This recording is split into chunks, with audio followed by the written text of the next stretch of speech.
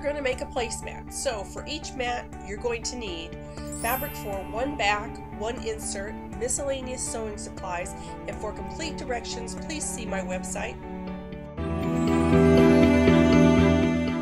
Okay, now we're going to mark the center points of both the insert and the back. And here you have the back, and I've marked each center point with a pin, okay? These are the outside edges.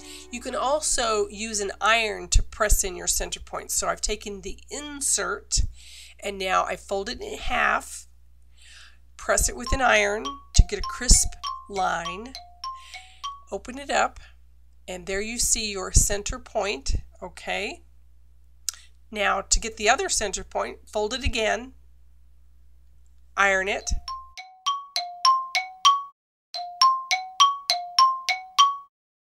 now we're going to iron each edge of the back. We're going to flip it up 2.5 inches. Each edge, flip it up 2.5 inches. Okay? And we're going to press that so that there's a nice crisp seam. Okay? And now I've marked this fabric with right side up because they're so similar front to back. Continue ironing all the way around until you've done all 4 sides.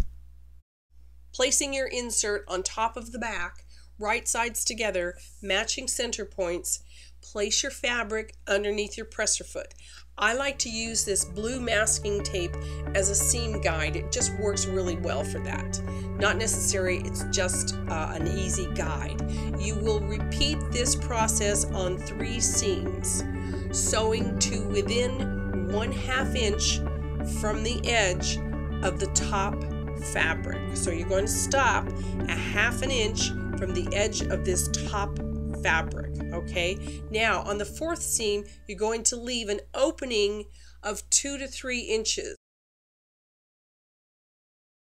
And here you can see I've stopped sewing, and now I'm just going to move my fabric down about 2 or 3 inches and continue to sew. Make sure you back tack on both ends of those seams. Once all of your seams are sewn, your mat should look like this. Go ahead and iron your seams, press your seams closed as opposed to what you would normally do, which is to press them open. So go ahead and press your seams flat, closed, however you want to say it. And just do this all over your mat, making sure everything is ironed nice and okay. Now you have these funny little dog ears there, and press those to make sure that you get the fold, the crease, and I'll show you here in just a moment. Okay, you want to make sure that each dog ear has a nice little crease. Okay, right there. You see this crease right in there? That's very important. So make sure that that gets a good pressing, okay, on all 4 corners. Okay, that's going to be a seam line. Now you're going to prepare your dog ears to sew. Find the ditch on the dog ear, and you will unfold your dog ear, and then you're going to see the ditch. Okay, there's the ditch. Make sure that you just have the 2 layers of the dog ear. You have to sort of manipulate things around, but you just want the 2 layers, and then you're going to sew in that ditch. Start at the top, and I always back tack. Okay, then sew all the way down to where your seams come together. Perfect. When you finish, pull that little piece that's stuck between there down. And now what you're going to do is trim that seam to about 1/4 inch.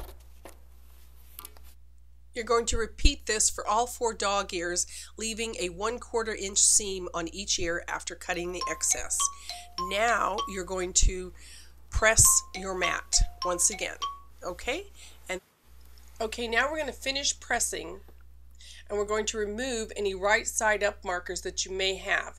And then we're going to locate the 2 to 3 inch gap in the seam that we did not sew. Okay, there's your marker.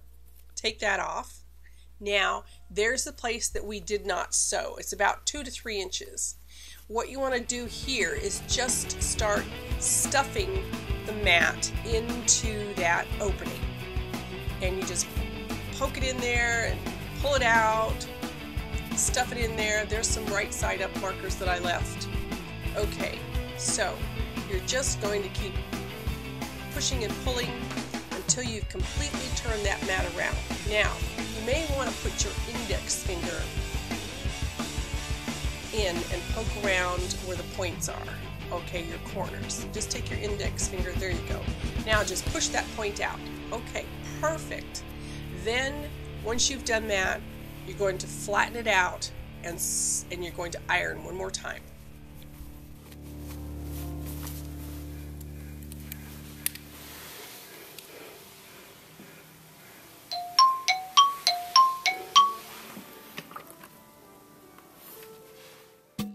Now we get to have some fun, top stitching.